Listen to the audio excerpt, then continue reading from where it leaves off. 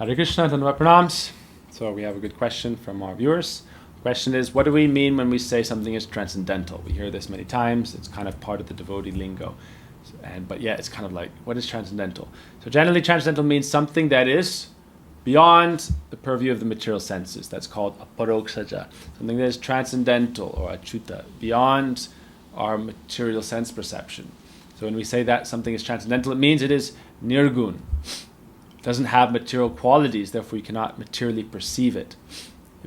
But it doesn't mean it is devoid of qualities. Sagun means it has transcendental qualities. We heard before in our Vedanta class. Nirgun means ni guna, no contact with the material gunas, and full of transcendental qualities.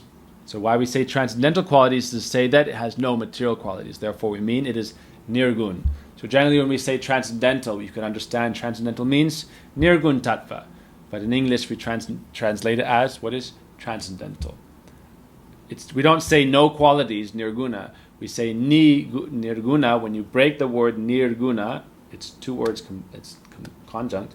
When you break them apart, the nir becomes ni, and that means no contact. So no contact to the material guna. So that is what is transcendental. So in the Gita it said, apariyamitastvanyam prakritim vidime param. The transcendental energy, the higher prakriti, the soul, that is ultimately transcendental. And the spiritual realm, that is transcendental. The soul is the higher energy. That's why you cannot perceive it through material senses.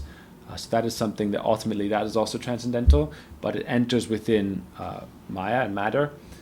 So in Sastra it said that we're trying to follow, why we always emphasize this transcendental path, because that's what Krishna taught. Krishna taught that Nishray Gunya, try to become Nirgun, try to be established in Nirgun, Tattva. There's a famous verse, Hari Gihir Nirguna Shakshat Purusha Prakriti Para Sa Sarvadrig Upadasta Tam Bhajam Nirguno Bhavet. In the Bhagavatam it says that Krishna is Nirgun. He is transcendental, Shakshat. He is the Supreme Lord. Nirguna Shakshat Purusha Prakriti Para. He is beyond all kinds of material forms, whether Purusha Prakriti, and he is the overseer of everything, and Tam Bhajam, by worshipping him, Nirguno Bhavet, one also becomes transcendental. So therefore, by following this transcendental process of Bhakti Yoga, we can achieve a transcendental position, and that means to be situated in the spiritual realm, in our spiritual identity form. Words are limited. English is limited. What we mean by saying the word like spiritual or transcendental, we have to understand it ultimately through spiritual, again, practice. By practicing, we can come into a higher understanding. But we have these words like self-realization, transcendental, devotional service, and these words help us understand this tattva.